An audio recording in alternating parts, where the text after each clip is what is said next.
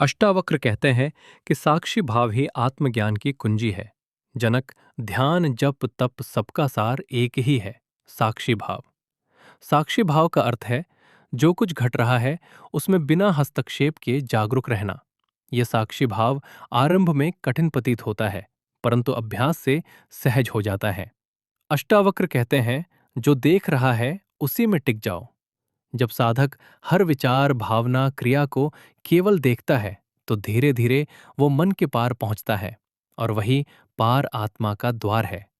ये साक्षी भाव ही अंततः साधक को उसके असली स्वरूप में मिलाता है, एक शुद्ध, शांत और अखंड उपस्थिति।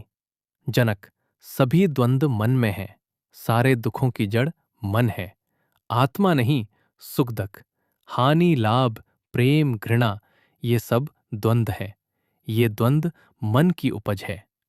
अष्टावक्र बार बार कहते हैं, इनमें ना उलझो, क्योंकि तुम ये नहीं हो। आत्मा इन सबसे परे है। वो ना सुख है ना दुख, ना हर्ष है ना विषाद। जब साधक इस सत्य को जान लेता है तब वो भीतर से स्थिर हो जाता है।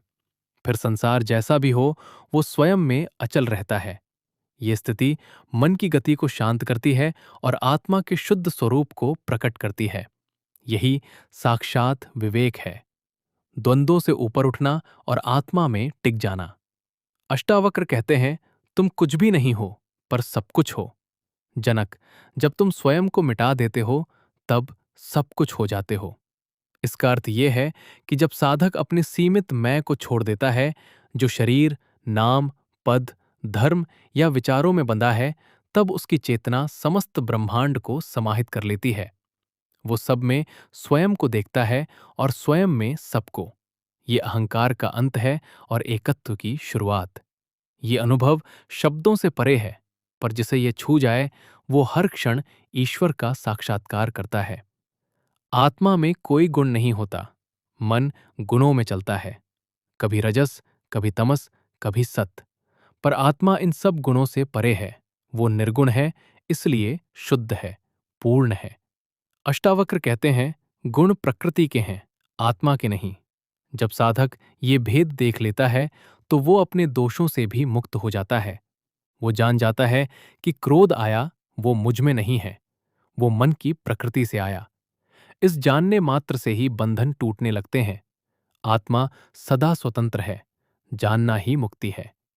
अष्टावक्र कहते हैं, अक्सर साधक सोचता है, मैं धीरे धीरे साधना करूंगा तब मोक्ष मिलेगा, तब सारे दुखों से छुटकारा मिलेगा। परंतु अष्टावक्र इस भ्रम को तोड़ते हैं। वे कहते हैं, तुम अभी मुक्त हो, अभी पूर्ण हो, अभी पूर्ण आत्मा हो। ये सब कुछ अभी उपलब्ध है, बस जानने की देर है। जैसे सूर्य सदैव चमकता है पर बादल छिपा देते हैं, वैसे ही आत्मा सदा विद्यमान है पर अज्ञान रूपी बादल उसे ढक देते हैं। जब साधक ये जान लेता है कि उसे कुछ बनना नहीं है, केवल जानना है, तो वही क्षण मुक्ति का होता है। यही तुरंत का ज्ञान अष्टावक्र की शिक्षा का सार है, और इसी ज्ञान से सारे दुखों की जड़ मन, अहंकार समाप्त हो जाता है।